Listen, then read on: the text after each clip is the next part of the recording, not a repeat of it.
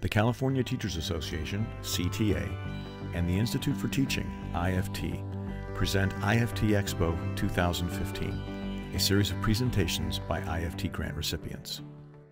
My name's Kelly Iwamoto. I am a fourth grade teacher in Inglewood, also the president of my association in Inglewood, and I'm joined with my colleague Adriana Perez.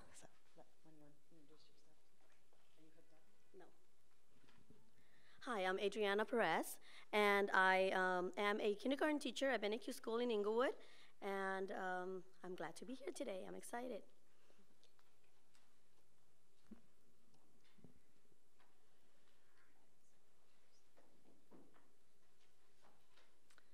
So our project is called Parent University. So I kind of wanted to give you a little bit of a backstory on how we came up with or developed the idea. So in Inglewood, we're south of the airport, or north of the airport actually, we have a very challenging school district. The teachers in our area, in our schools, were unhappy with the way our district was reaching out to parents and community, and we really wanted to do something outside of the box or something a little bit different. So our association, our union, adopted the goal back in 2010 to close the achievement gap. And the reason we did that was because we knew that everything our union did, if we always made decisions based on the fact that raising student achievement was a priority, we could never go wrong. It was always going to be that 100% right decision. So we adopted the goal, and what we wanted to do was we wanted to develop something where teachers and parents were partners.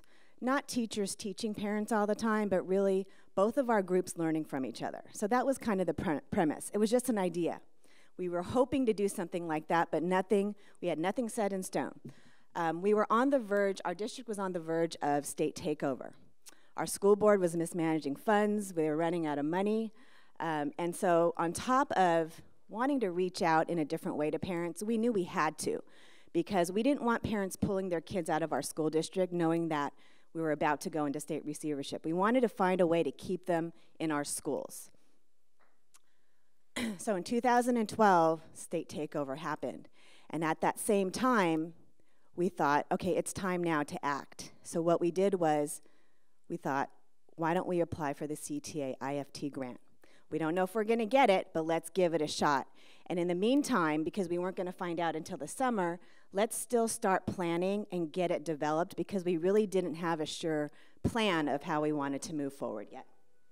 So here we are with the process. So what we did was our union decided to choose a school that we knew we had good teacher buy-in, because we knew it was going to take teachers to get this process going. And remember, we still didn't have the money yet, and we're in state receivership, so we didn't really know how we were going to fund this, but we were very passionate. So we chose Bennett-Kew School, which is the school that Adriana works at. And we knew that in order for this parent program to work, parents had to buy in, and they needed a voice. So what we decided to do was, this wasn't going to be a program that we shoved down the throat of parents. We wanted them to have decision-making. So we thought, okay, we're going to interview them and have one-on-one conversations and talk to them. Because until we talk to them, we don't know what they need. So we developed a survey. And I'll show you what that form looks like. But basically, this was able for us to get contact information on them, and find out where they lived and what their phone numbers were, so we could go back to them when we needed to talk to them. But we just came to them with one question. And the question was, what do you need more to help your child be successful in school? We just had one question we asked them. And we were shocked by the amount of data we got back. They just kept talking and talking and talking. So we filled out these forms. We interviewed about 65 parents. And we got all that data, and the team at the school met, and we discerned it. And what we did was we just took it all apart, and we put it into categories, because it was a lot of stuff, but we knew some things were overlapping. We knew some things that they were going to need, but we got some fresh new ideas from them as well. So this is what the recording form looks like. Very basic. And this also became our database for the parents. So from all the data we got, we spent a whole meeting separating them into broad topics. And those broad topics, and by the way, parents were involved in that process with us, because we wanted to make sure that what we heard from them was what we heard, and it was right. So they validated that with us. We got it right. So we moved on to coming up with a topic. So we have enrichment, parent-teacher communication, policies and procedures, academic support, because we also knew Common Core was coming, and teaching was going to be a little bit different. Child development and needs of parents. So there, you can see those are very broad topics, but we knew we can get really specific within those topics. And we always kept all the data in a visual for us, because we always wanted to go, okay, why did we do needs of parents? Let's go back and look at the data to remind us what it was they need. And some of that was technology, some of that was nutrition. They wanted to know foods to help their children be healthy, all kinds of stuff like that. So this was our schedule.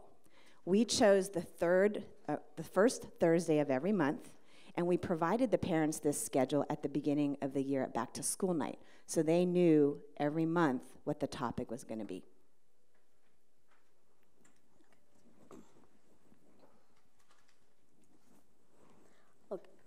Okay, so I'm going to use this mic instead.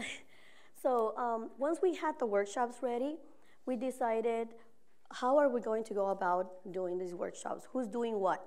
There were about 10 or 11 teachers, and we needed to decide who was going to do the work, who was going to do the workshop, the presentation, what are we going to do about the children that come in with the parents, what are we going to do with, at what time, and I know that Kelly mentioned that we do it once a month on a Thursday, and it's always on the same second Thursday of the month, and it's from 5 to 6:30. So we came up with this punch list of things that we needed to get together. We needed to know who the MC was going to be for that night, who was going to do the invitations, who was going to run off the invitations, who was going to do the translation, because we need a translation to Spanish, pick up the copies from the ITA office after they were run off, distributing the flyers for the teachers, sound system, food, and the food, we usually have pizza, we have coffee, water, and juice. For the parents, it's pizza and coffee and water, and for the children, it's juice and pizza. And we also have childcare. Who's going to do the childcare? Translation headsets we use it, so where are we going to get them? Who's going to go get them? Who's going to set up? Who's going to clean up? Who's going to work the sign-in table? There were a lot of jobs that we needed to work with in order to get this done. And thankfully, all the teachers are volunteers. We don't get paid, and they are always ready. They know that they have, they sign up for the jobs. They want to do it. They're happy, and they very much enjoy it. So we have to work through all these things, and we do this once the week before, we do the punch list the month before the workshop.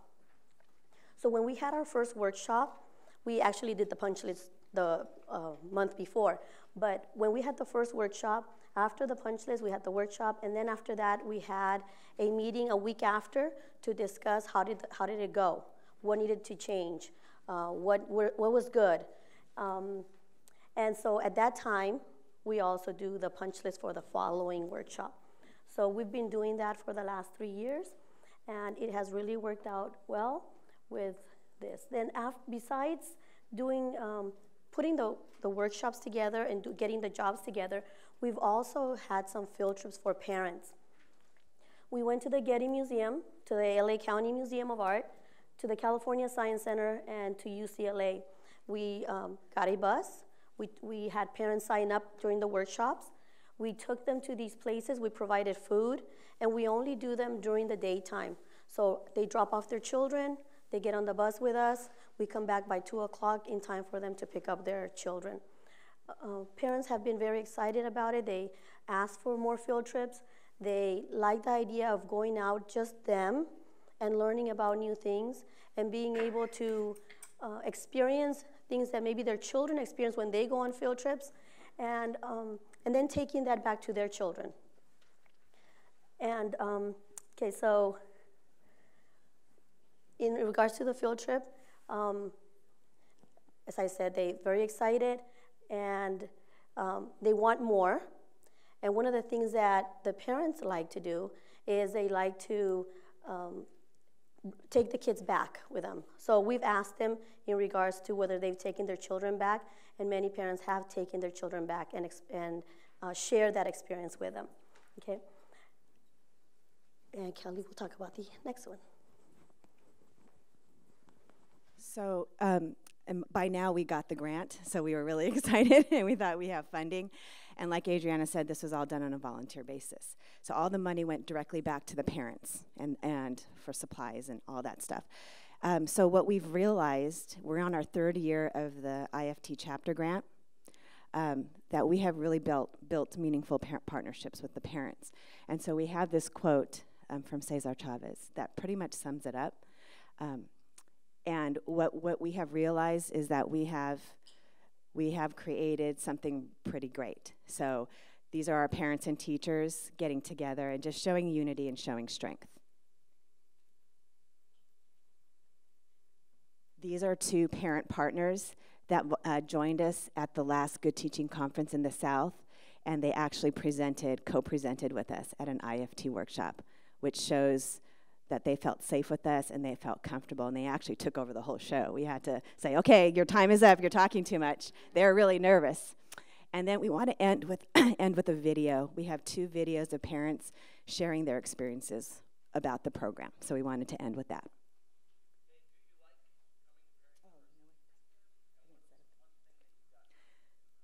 Sorry, I didn't plug in the thing. But basically, the parent is saying that she learns great things on a monthly basis at these workshops, and it keeps her coming back for more.